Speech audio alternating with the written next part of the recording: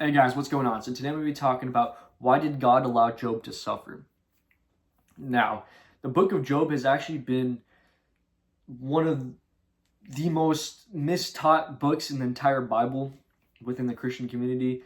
When I first read the book of Job, I was under the impression that Job had remained faithful and righteous throughout all the trials and tribulations that he faced. And that I thought that Job was supposed to be this inspiring character that, was a man of God, a strong man of God that didn't fold when things got tough, right? I thought that's what this whole book was about. But when I actually started to read the book of Job, and the deeper I got into studying the book of Job, I quickly realized that that's not actually what this book is talking about, right? Because Job, in certain passages, challenges God. He challenges why God is allowing this evil to happen to him. And Job says some very self-righteous things, right? He says some very arrogant things. And it quickly changed my view on it really quickly changed my view on exactly what the book is actually about. So today I'm going to break this down for you guys. So the main reason why people think Job is righteous is because literally in Job 1 verse 1, it literally says that Job was Job was a righteous man and he feared God, right? So people read the first verse right there and they automatically think, oh, Job is this righteous man.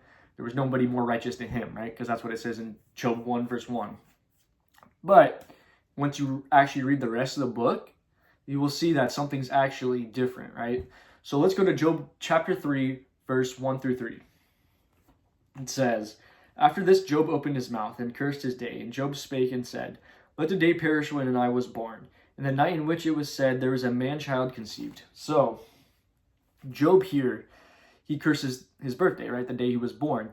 And on the surface, this doesn't seem too bad, but really, passive-aggressively, he's actually cursing God in a way. Because why? Because how was Job born? Obviously, because God, right? I mean, God allowed Job to be born. So in a way, he's not, directly calling out God. He's not directly cursing God, but in a way, he's, because he's a creation of God, right? All humans are a creation of God. So to curse yourself is to curse God in a way. If you think about it, right? Because our bodies are the temples of God. So to curse yourself, in a way, it's like, cursing God. But, that's not the only verse, okay, that's going to show Job's self-righteousness, okay? That's just the start of it. So let's go to Job 27, verse 6.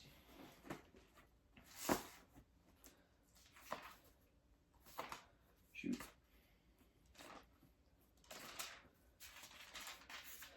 So with this verse, it starts to get a little bit more obvious that there's some arrogance within Job. Job 27 verse 6, "My righteousness I hold fast and will not let it go. My heart shall not reproach me so long as I live." Did you peep that there? He says, my righteousness I hold fast, right? He doesn't mention how, God has given him this righteousness. God has, his fear of God. He doesn't mention his fear of God. No, he says, I hold fast my righteousness, right? Guys, when you obtain your own righteousness, what is that? That is self-righteousness, guys, right? Think about the Pharisees, for example, right? How did they obtain their righteousness? By keeping the law. They held fast to the law. That's what gave them their righteousness. But they didn't believe in the one who actually gives righteousness, aka Jesus, when he was right in front of their face, right? So, Job, he's showing some self-righteousness here, right? Now, there's actually another verse, too. We're going to go to Job 29, 12 through 15. Shoot. Okay, guys. Job 29, 12 through 15. "Because I delivered the poor that cried, and the fatherless, and him that had none to help him. The blessing of him that was ready to perish came upon me, and I caused the widow's heart to sing for joy. I put on righteousness, and it clothed me. My judgment was as a robe to diadem. I was eyes to the blind, and feet was I to the lame. I was a father to the poor, and the cause which I knew not I searched out." Guys, Very, very self-righteous here, and very, very arrogant of Job to say all of this. First off, guys, he says, I delivered the poor. He says, I was a father to the fatherless. I was a father to the poor. I was eyes to the blind, and feet was I to the lame. Guys, who's the real father? Jesus, or God. God's the real father, right? Jesus is the son. God is the father, not Job. Job is putting himself in the position of God, guys. Do you see that? He says, I put on righteousness, and it clothed me. Guys, who clothes us with righteousness? God does. Jesus does, right? Guys, Isaiah 61, verse 10. Let's go there real quick, okay? Let me show you what true righteousness is, okay? Not that self-righteousness that Job is spewing out of his mouth right here, okay?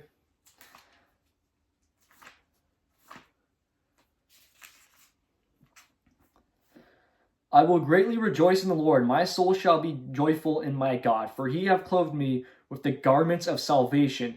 He hath covered me with the robe of righteousness, as a bridegroom decketh himself with ornaments, and as a bride adorneth herself with her jewels. Guys, God clothes us with righteousness, not ourselves.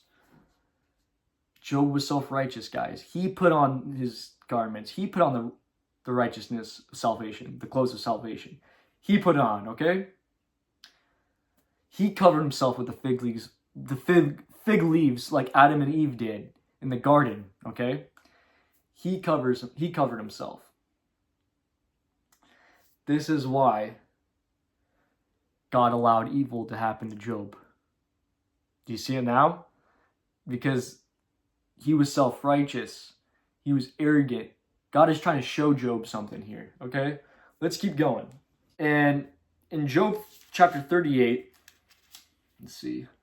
Job, yeah. Actually, no, we'll go to Job 30, 20 through 31.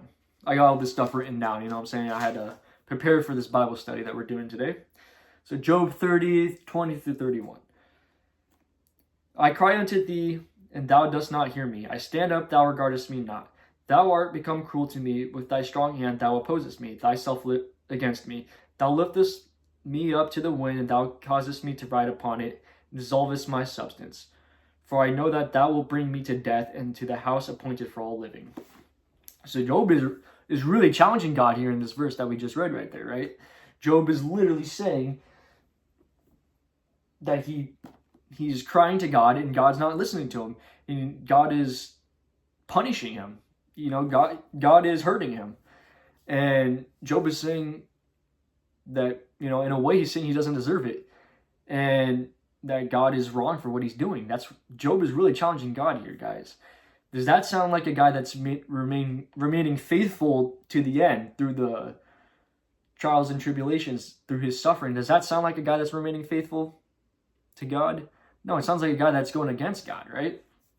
And let's not, look down too hard on Job, for going against God during the hard times. I mean, a lot of us have done the exact same thing, guys. We also have questioned God during our hard times. I mean, it's, especially if you haven't been a follower of Christ your entire life. I mean, a lot of us have also experienced this same thing, right? Where, times get tough, and we really question why this evil is happening to us, right?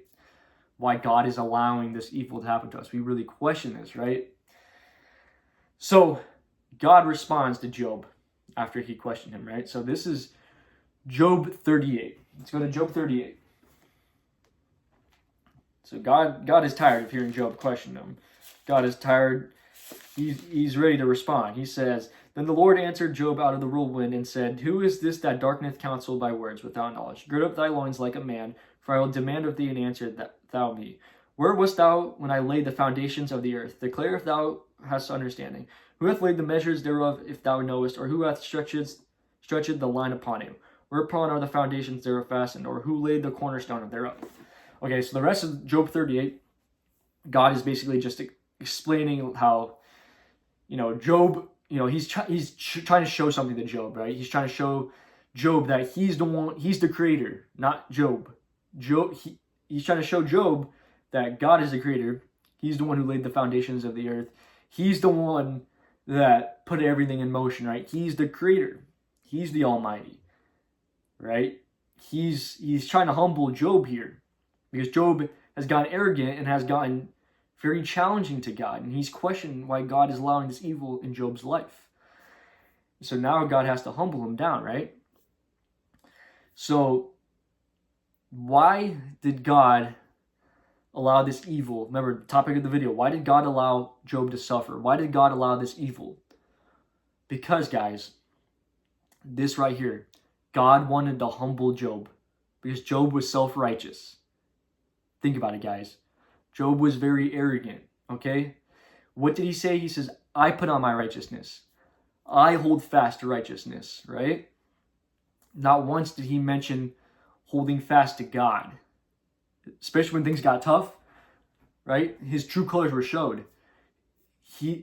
When things got tough, you see, when things get tough, our true colors show, guys. That's another reason why God allows evil to happen, because he's really testing our character, right? And he really showed Job here that, you know, maybe you're not as righteous as you think you are. Maybe, you know, maybe you're being self-righteous. Maybe you're being arrogant. Maybe you're not actually holding fast to me. You're holding fast to yourself. And so that's why all this evil is happening in your life, because you're not coming to me. And notice how in Job, what was it? Job 42, 1 through 6, okay? Notice how in Job 42, 1 through 6, it says, Then Job answered the Lord and said, I know that thou canst do everything, that no thought can be withholden from me. Who is he that hideth counsel without knowledge? Therefore have I uttered that I understood not, things too wonderful for me, which I knew not. Here I beseech thee, I will speak, I will demand of thee, and declare thou unto me. I have heard of thee by the hearing of the ear, but now mine eye seeth thee. Wherefore I bore myself and repent in dust and ashes. Okay, guys. So after God humbled Job, you know, after God rebuked Job, Job repents, right? Notice, guys, Job repents. Now Job comes to a heart of humility, right? Now Job repents of the way he's been acting and his own self-righteousness and for questioning God. Now, guys, look what happens later. Let's go to Job 42, verse 12. So the Lord blessed the latter end of Job more than his beginning, for he had 14,000 sheep and 6,000 camels, and 1,000 yoke of oxen and 1,000 she-asses. He had also 7 sons and 3 daughters, and he called the name of the first Jemina, the name of the second Keziah, and the name of the third Karen Hapuk. And in all the land were no woman so fair as the daughters of Job, and their father gave them inheritance among their brethren.